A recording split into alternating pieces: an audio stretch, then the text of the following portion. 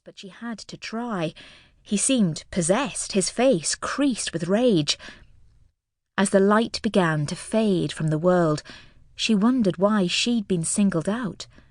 What had she done to deserve death? Because he was killing her, wasn't he? And she could do nothing about it. Chapter 1. 5 years later. Tuesday. "What makes you think he likes you?" Courtney Pigott asked her friend Lauren Ansell as they walked across the field behind their school. "Just because he looked at you a certain way doesn't mean anything." "Of course it does," Lauren replied. "And I've fancied him for ages, so that look means he's mine for the taking." "You're so weird," Courtney's twin sister Caitlin said. "If you believe that, then—" "Girls!"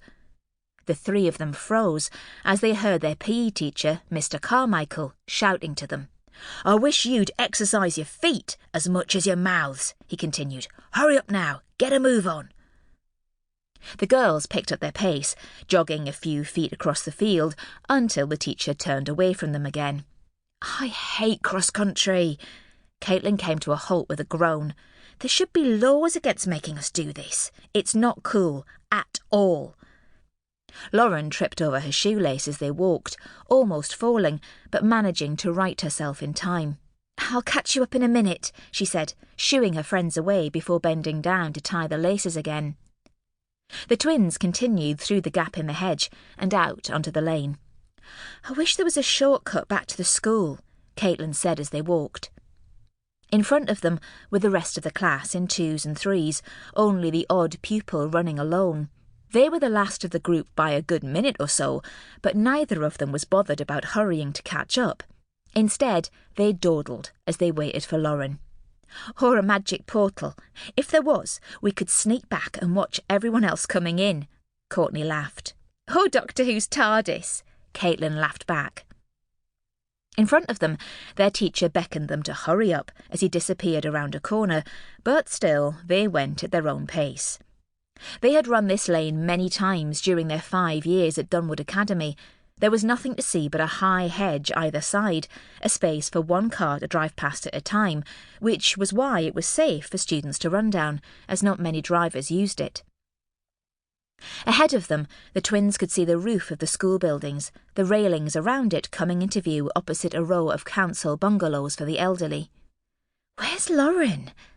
Courtney shivered as a gust of wind came up the lane. "We'll be in trouble if we're not back soon." "I thought she was behind us." Caitlin swivelled round, but they were on their own.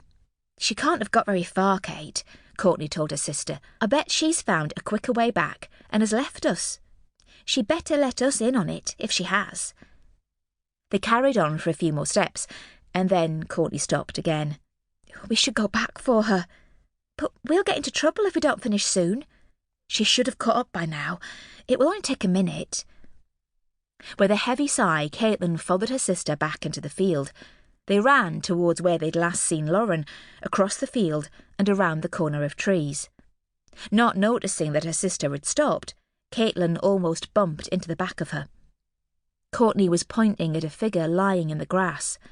"There's something wrong." "What do you mean?"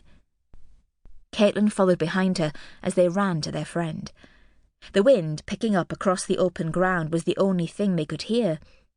They drew level, their eyes widening with fear.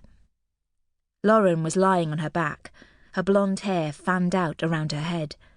"She's having us on, isn't she?" Caitlin said. "I don't know," Courtney whispered. "Lauren?" She prodded Lauren's leg gently with her toes. Maybe that would make Lauren giggle if she was winding them up. But she didn't move. "Lauren?" Caitlin dropped to her knees. "Are you okay?" It was then she noticed the glazed look in her friend's eyes. Chapter 2. Leaving her home in Manchester hadn't been as gut-wrenching as DS Grace Allendale had thought it was going to be. It had been more of a relief as she closed the door for the final time and handed the keys in at the estate agent's. The house had begun to depress her.